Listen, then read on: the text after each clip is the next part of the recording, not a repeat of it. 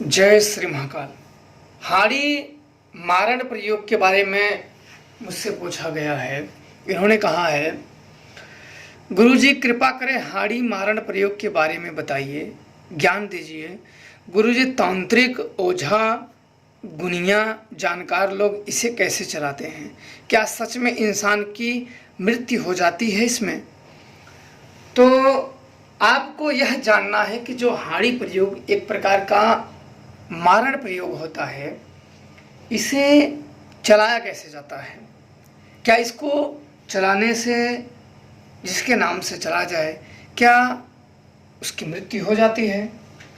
तो इस बारे में मैं आपको यह बता दूं कि इसमें उस साधक के, जो परम साधक होता है, उसकी पात्रता पे निर्भर करता है, उसकी गुरु सेवा पे निर्भर करता है। गुरु भक्ति अगर ठीक रहे तो वो प्रयोग कर सकता है। गुरु भक्ति नहीं ठीक रहे तो देखो, गुरु भक्ति अगर ठीक नहीं है तो गुरु की सिखाई हुई विद्या पे भी ठीक नहीं है। तो गुरु के ऊपर श्रद्धा नहीं तो गुरु की शक्तियों पे श्रद्धा नहीं, तो वो शक्तियां, जब शक्तियों पे श्रद्धा नहीं तो शक्तियां काम नहीं करेंगे।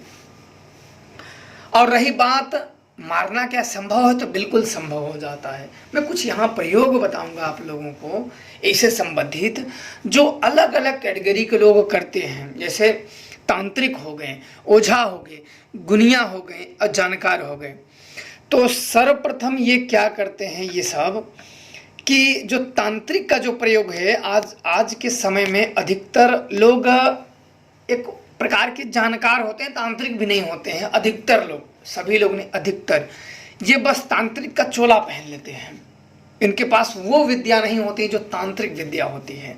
इनको न तो स्थान पूजन की विद्या मालूम होती है। आप पूछ सकते हो किसी भी अगर तांत्रिक से पूछ लो कि स्थान पूजन, स्थान शुद्धि, इष्ट पूजन कैसे किया जाता है, और पौठ पूजा क्या होता है, जो शक्ति में तांत्रिक विद्या में परम आवश्यक होता है। पौठ पूजा, पौठ पूजा एक गुप्त पूजा होती है जो गुरु द्वारा सिखाया जाता है। इनका जवाब है या पता ही नहीं है, या अपने मन तरीके से बना के कुछ जरूर बता देंगे। अगर गुरु होता है तो गुरु स्वयं करके शिष्य को साधना में बिठा देता है, और गुरु अगर नहीं रहता है तो स्वयं करना पड़ता है जानकारी में। अब आ जाते हैं मारण में। मारण प्रयोग जब कोई योग्य जानकार रहता है तो सर्वप्रथम जो पहला मारण प्रयोग हो जाए, जो सबसे खतरनाक होता है, वो शमशानी मारण प्रयोग होता है। इसमें मरने वाले व्यक्ति की अधिक से अधिक, जैसे उसके जिसे मारा जाता है, मरने वाला जो है, उससे उसकी पहले तो उसके इस्तेमाल किए हुए कपड़े हो, इससे अधिक लाभ होता है। और जो पहने हुए इस्तेमाल, अगर वो ना मिले, इस बात का ध्यान रखें, अगर वो कपड़े ना मिले तो उसकी फोटो होना परम आवश्यक होता है। और फिर उस फोटो के साथ अगर कपड़े में है तो उसमें बलि विधान द्वारा उस कपड़े में पूरा खून से रंग लिया जाता है, रंग लिया जाता है। उसको एक प्रकार से उसमें भिगो लिया जाता है।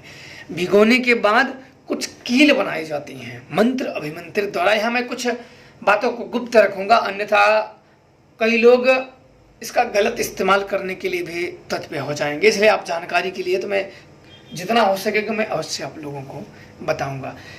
फिर वो कील लिए जाते हैं और कपड़े पे उसके एक हांडी रख के और मारण प्रयोग किया जाता है, जो कि खास एक विधि द्वारा होता है। इससे बताना तांत्रिक के गुप्त नियमों का उल्लंघन होता है, इसलिए उससे आगे हम नहीं बताएंगे। अगर कपड़ा नहीं रहा तो फोटो है, तो फोटो में उसमें एक क्रिया की जाती है, हवन रख के, फोटो रख के, फिर मंत्र जप द्वारा, एक बलि द्वारा उसमें खून की बलि दे के, और फिर उस मंत्र का आवाहन, हवन किया जाता है, और अंत में उस व्यक्ति की फोटो उस हवन कुंड में डाल देनी पड़ती है। ऐसे आपको 21 दिन या 11 दिन, 41 दिन में उसका मृत्यु हो जाती है किसी न किसी द्वारा, एक्सीडेंट द्वारा। मंत्र जागते हैं, ध्यान रखना चाहिए, कृपा होने के बाद, जागने के बाद ही आपके अविष्ट कार्यों की सिद्धि हो जाएगी। सामने वाला कोई तंत्र हो, तांत्रिक हो, पुजारी हो, भक्त हो, उससे कोई मतलब नहीं है। अपनी क्रिया, क्योंकि देवता, पुजारी, पूजा एक सीमित तक मदद करते हैं, उससे अधिक नहीं। अब आते हैं ओझा लोगों का। ओझा ओझा लोग क्या करते हैं, अधिकतर मारण प्रयोग क्या करते हैं कि अपने पूज्यमान, जो उनके घर की पूज्यमान शक्तियां जो उन्होंने पूज रखा होता है, उनको जो जिस बलि से, जो सात्विक है, सात्विक मारण नहीं करती हैं, सात्विक के लोगों को तंग भी वैसे नहीं करती हैं और मारण भी नहीं करती, मारण नहीं करती, मारण तामसिक शक्तियां करती हैं। अब जो पूज्यमान ओझा लोग होते हैं, ओझा गुनिया लोग, ये अपनी शक्तियों को बलि विधान द्वारा उसको भेजा जाता है। इसमें होता है कि कभी ये सफल हो जाती हैं, ये जाएंगी तुरंत सवारी कसेंगी, अगर तुरंत उसको समय रहते कोई अच्छा जानकार नहीं मिला तो ये मार देती है। ओझा के बस की बात नहीं होती इन्हें रोकना।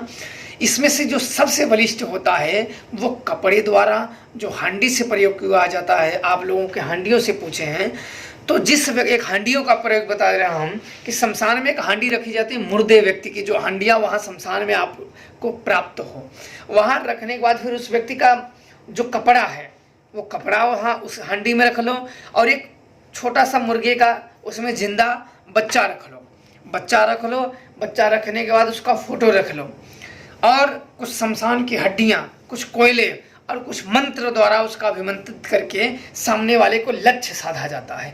ध्यान रखे जाए, अगर इसका उल्टा प्रयोग होता है तो तुम्हारी भी जान जाएगी। इसलिए कोई व्यक्ति अगर जानकारी हो तभी ऐसे प्रयोग किए जाते हैं, अन्यथा अधूरा ज्ञान सदैव प्राण को, घातक को निमंत्रण दे देता है। ये प्रयोग सबसे खतरनाक होता है और ये अचूक होता है। आपकी शक्तियाँ हैं तो वो भी बंध जाएंगी। इसमें चाहे गुरु हो चाहे शिष्य हो, दोनों को ही दंड मिल जाता है। इसमें ना तो गुरु आपकी सहायता कर सकता है, ना शिष्य गुरु का सहायता कर सकता है। इसमें जो सामने पड़ा उसका और जिसका उसमें फोटो रख दिया गया है उसका तो समझो वो राख ही बनेगा, क्योंकि इसमें लाखों लाख भूत प्रेत पिशाच काम करते हैं और यहाँ एक को तो पकड़ना बहुत मुश्किल है, लाखों की तो बात ही छोड़ दो।